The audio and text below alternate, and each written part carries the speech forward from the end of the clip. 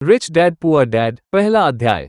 अमीर पैसे के लिए काम नहीं करते। नमस्ते दोस्तों, आज हम रॉबर्ट कियोसाकी की बेस्टसेलर किताब रिच डैड पुअर डैड के पहले अध्याय को डिटेल में समझेंगे। यह अध्याय किताब की नींव रखता है और हमें पैसों के बारे में एक बिल्कुल नया नजरिया देता है। तो चलिए शुरू करते हैं। कहानी की शुरुआत दो पिता रॉबर्ट कियोसाकी के जीवन में दो पिता थे।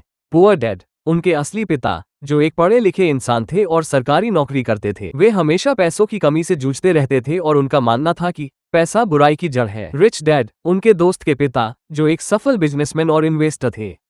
उनका मानना था कि पैसा शक्ति है और इसे सही तरीके से इस्तेमाल करना सीखना चाहिए। इन दोनों के बीच के विचारों का टकराव रॉबर्ट के लिए एक बड़ा सबक बना।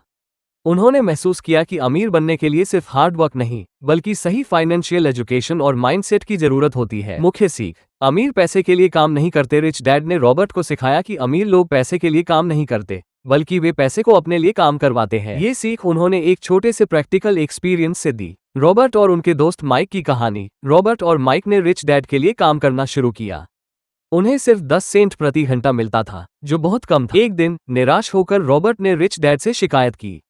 रिच डैड ने उन्हें सलाह दी कि अगर वे अमीर बनना चाहते हैं तो उन्हें पैसे के लिए काम करना बंद करना होगा और सोचना शुरू करना होगा कि कैसे पैसा उनके लिए काम करे।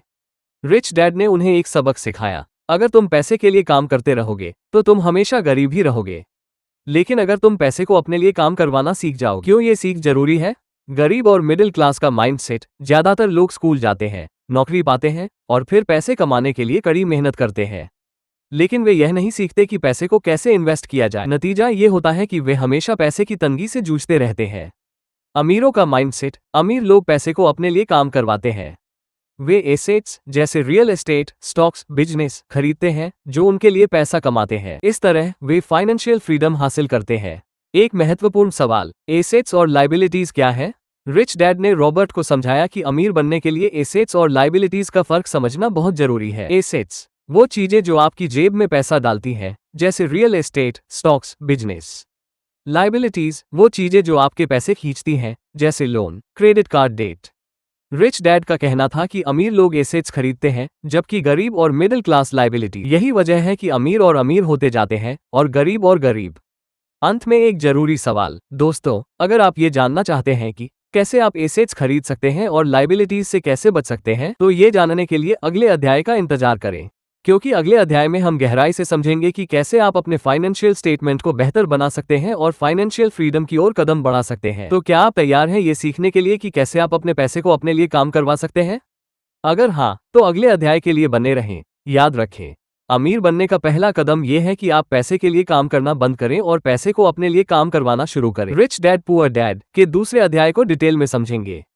यह अध्याय किताब का सबसे महत्वपूर्ण हिस्सा है क्योंकि इसमें एसेट्स और लायबिलिटीज के बीच का फर्क समझाया गया है। ये समझ आपके फाइनेंशियल जीवन को बदल सकती है। तो चलिए शुरू करते हैं। मुख्य सीख, एसेट्स और लायबिलिटीज का फर्क। रिच डैड ने रॉबर्ट को सिखाया कि अमीर बनने के लिए सबसे पहले आपको ये समझना होगा कि एसेट्स और लायबिलिटीज क्या है। ये समझ ही आपको फाइनेंशियल फ्रीडम की ओर ले जाएगी। एसेट्स वो चीजें हैं जो आपकी जेब में पैसा डालती हैं।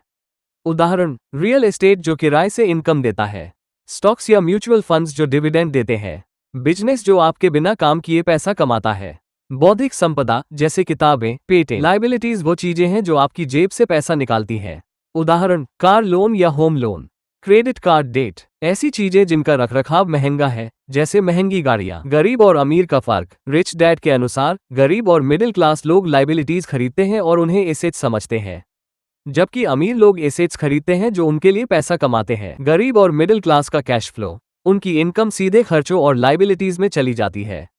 उनके पास एसेट्स नहीं होते, इसलिए उनकी नेटवर्थ नहीं बढ़ती। अमीरों का कैश फ्लो, वे अपनी इनकम को एसेट्स में इन्वेस्ट करते हैं। एसेट्स से मिलने वाली इनकम उनके खर्चों को पूरा करती है और उनकी नेटवर्थ बढ़ती है। एक उदाहरण से समझें। रॉबर्ट ने एक उदाहरण दिया कि कैसे एक मिडिल क्लास व्यक्ति अपनी इनकम को गलत तरीके से खर्च करता है।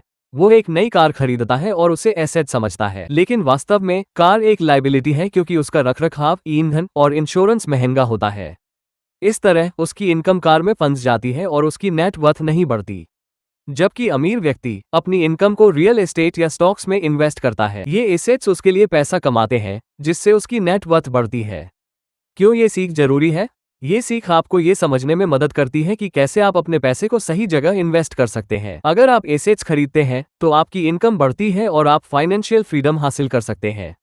लेकिन अगर आप लाइबिलिटीज खरीदते हैं तो आप हमेशा पैसे की तंगी से जूझते रहेंगे। अंत में एक जरूरी सवाल दोस्तों, अगर आप ये जानना चाहते हैं कि कैसे आप अपने फाइनेंशियल स्टेटमेंट को बेहतर बना सकते हैं और कैसे आप एसेट्स खरीदना शुरू कर सकते हैं, तो ये जानने के लिए अगले अध्याय का इंतजार करें, क्योंकि अगले अध्याय में हम गहराई से समझेंगे कि कैसे आप अपने फाइनेंशियल स्टेटमेंट को एनालाइज कर सकते हैं और फाइनेंशियल फ्रीडम की ओर कदम बढ़ा सकते हैं। तो क्या आप तैयार हैं ये सीखने के लिए कि कैसे आप अपने पैसे को अपने लिए काम करवा सकते हैं? अगर हाँ, तो अगले अध्याय के लिए बने रहें। याद रखें, अमीर बनने का दूसरा कदम यह है कि आप एसेट्स और लाइबिलिटीज का फर्क समझें और एसेट्स खरीदना शुरू करें। रिच डैड पुअर डैड के तीसरे अध्याय को डिटेल में समझेंगे। यह अध्याय हमें सिखाता है कि कैसे हम अपने करियर और बिजनेस को अलग अलग नजरिए से देख सकते हैं और फाइनेंशियल फ्रीडम हासिल कर सकते हैं। तो चलिए शुरू करते हैं। मुख्य सीख, अपने बिजनेस पर ध्यान दें। रिच डैड ने रॉबर्ट को सिखाया कि अगर आप वाकई अमीर बनना चाहते हैं तो आपको अपने बिजनेस और करियर के बीच का फर्क समझना होगा। Career VS business. करियर, यह वो जॉब है जो आप करते हैं और जिससे आप पैसे कमाते हैं। बिजनेस, यह वो सिस्टम है जो आपके लिए पैसा कमाता है, चाहे आप काम कर रहे हो या नहीं। रिच डैड का कहना था कि ज्यादातर लोग अपने करियर पर तो ध्यान देते हैं लेकिन अपने बिजनेस को नजरअंदाज कर देते हैं। इस वजह से वे हमेशा पैसे के लिए काम करते रहते हैं और फाइनेंशियल फ्रीडम हासिल नहीं कर पाते। अपने बिजनेस को कैसे बनाएं? रिच डैड के अनुसार आपका बिजनेस वो है जो आपके लिए पैसा कमाता है, न कि वो जॉब जिसमें आप काम करते हैं। उदाहरण, रियल एस्टेट इन्वेस्टमेंट, स्टॉक्स और बॉन्ड्स, बौद्धिक संपदा जैसे किताबें, पेटेंट, रॉयल्टी। एक ऐसा बिजनेस जो आपके बिना काम किए चलता है। क्यों ये सीख जरूरी है? ज्यादातर लोग अपनी जॉब को ही अपना बिजनेस समझते हैं, लेकिन अगर वे नौकरी छोड़ देते हैं तो उनकी इनकम भी बंद हो जाती है। अमीर लोग अपनी जॉब को सिर्फ इनकम का एक स्रोत मानते हैं और अपना असली बिजनेस अलग से बनाते हैं। इस तरह वे फाइनेंशियल फ्रीडम हासिल करते हैं और पैसे के लिए काम करने की जरूरत नहीं पड़ती। एक उदाहरण से समझें। रॉबर्ट ने एक उदाहरण दिया कि कैसे एक व्यक्ति अपनी जॉब के साथ साथ अपना बिजनेस भी बना सकता है। वो एक कंपनी में नौकरी करता है और अपनी इनकम का एक हिस्सा रियल एस्टेट या स्टॉक्स में इन्वेस्ट करता है। धीरे धीरे उसके इन्वेस्टमेंट से मिलने वाली इनकम उसकी जॉब की इनकम से ज्यादा हो जाती है। इस तरह वो फाइनेंशियल फ्रीडम हासिल कर लेता है और अपनी जॉब छोड़कर अपने बिजनेस पर पूरा ध्यान दे सकता है। कैसे शुरू करें? अपनी इनकम का एक हिस्सा इन्वेस्ट करें। अपनी जॉब से मिलने वाली इनकम का एक हिस्सा एसेट्स में इन्वेस्ट करें। शुरुआत छोटे स्तर से करें, जैसे स्टॉक्स या म्यूचुअल फंड्स। बिजनेस सिस्टम बनाएं। एक ऐसा बिजनेस बनाएं जो आपके बिना काम किए चल सके। उदाहरण, ऑनलाइन बिजनेस, फ्रेंचाइजी या रियल एस्टेट। फाइनेंशियल एजुकेशन लें। इन्वेस्टमेंट, टैक्स और बजटिंग के बारे में सीखें। अपने फाइनेंशियल स्टेटमेंट को समझें और उसे बेहतर बनाएं।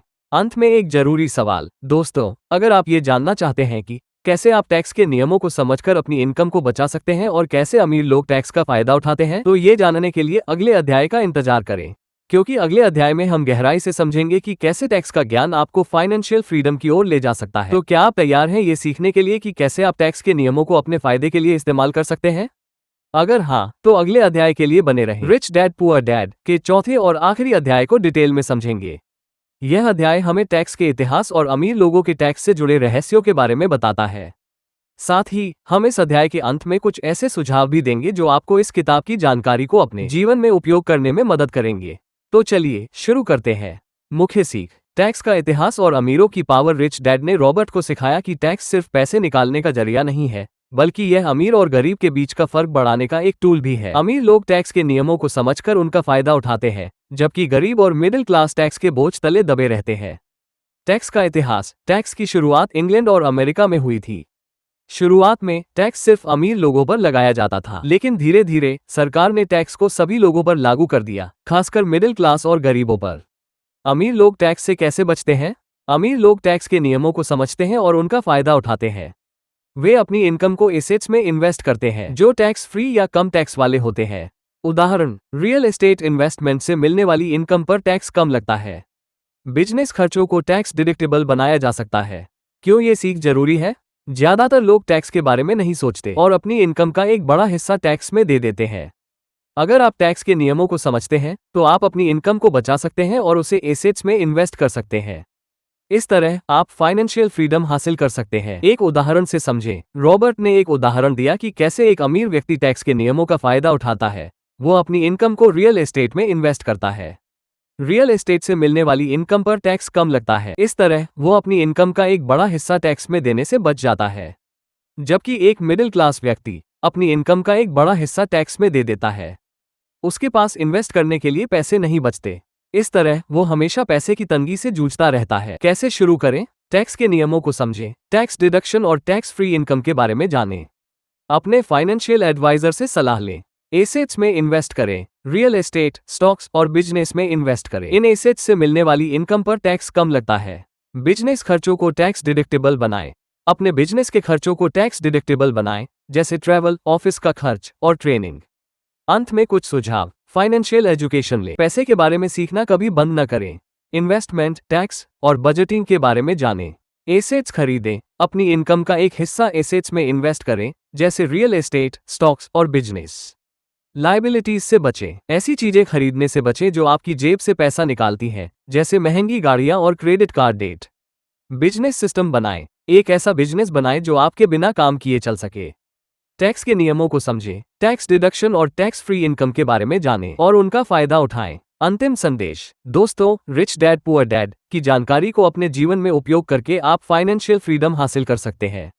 ये किताब आपको सिखाती है कि कैसे आप पैसे के लिए काम करना बंद करके पैसे को अपने लिए काम करवा सकते हैं। तो आज से ही इन सुझावों को अपनाएं और अपने जीवन में सफलता की ओर कदम बढ़ाएं।